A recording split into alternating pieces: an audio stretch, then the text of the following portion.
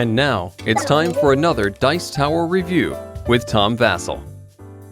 Sentinels of the Multiverse that came out originally in a very small box. Today, I'm going to take a look at the upgraded new version of Sentinels of the Multiverse. Now, I've already explained how to play this game, so we're going to do two things here. One, we're going to do a quick overview of how you play Sentinels of the Multiverse, and two, we're going to look at how this box differs from the really crummy box of the original set.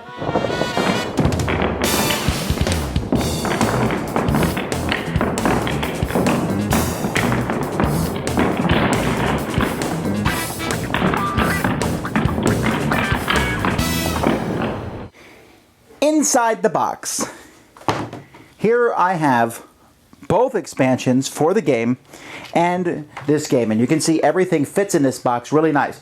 It's very similar to the Thunderstone boxes, very similar to them, how all the cards fit in, up to the point where they even have these foam things in and it holds all the cards. Here's all the heroes that I have, and here's all the villains and environments. There actually is a few that I don't have, some promo people who aren't in here, but you can see there's plenty of space for them. Real quick, if you've never played Heroes, you're going to take one of these villains, and you'll take one environment, so you have a whole pile of combinations, and then each person is going to take one of these heroes, and you're going to fight the villain. You're going to attack them.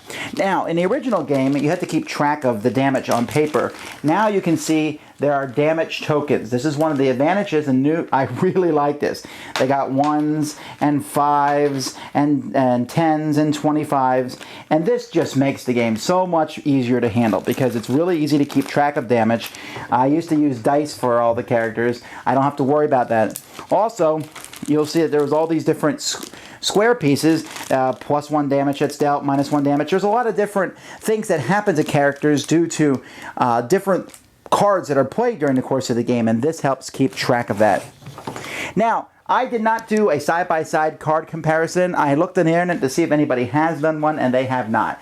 So I do not know what to tell you as to all the changes that they've done to this game. But I do know that they've added the little hero symbol to many of these. But basically, if you've already bought the game, you're going to want to get this just because of all the counters that come with it, how they've updated some of the cards, and this really nice box.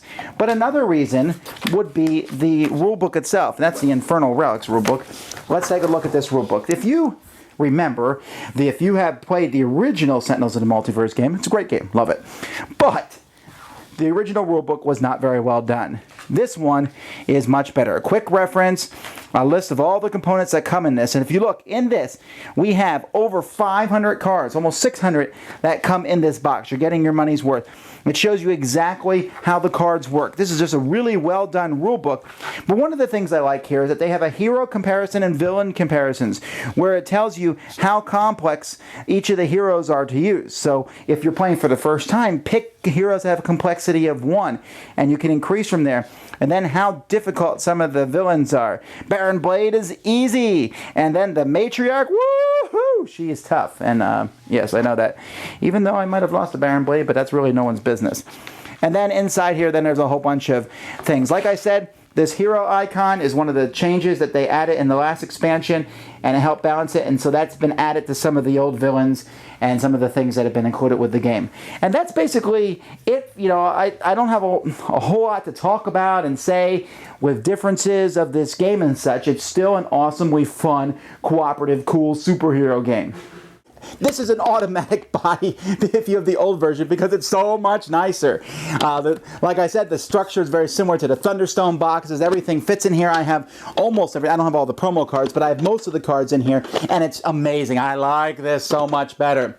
That being said, Sentinels of the Multiverse is a really fun game.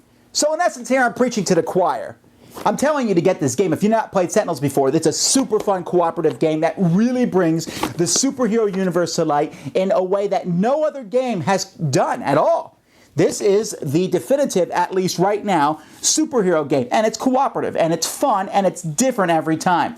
This is just a really nice box. If you haven't played before, this gives you a ton of stuff to start with, enough to play, and you're just going to have a blast. Stop watching this review. Go get it. Thanks so much for watching the Dice Tower videos. Find more great videos and reviews, as well as our top-rated audio podcast at Dicetower.com. You can also find the latest board game news at DicetowerNews.com. I'm Eric Summerer, and you've been watching The Dice Tower. The Dice Tower is sponsored by Fun Again Games, the world's best game source. Fun Again Games has over 5,000 games available. Check them out at funagain.com.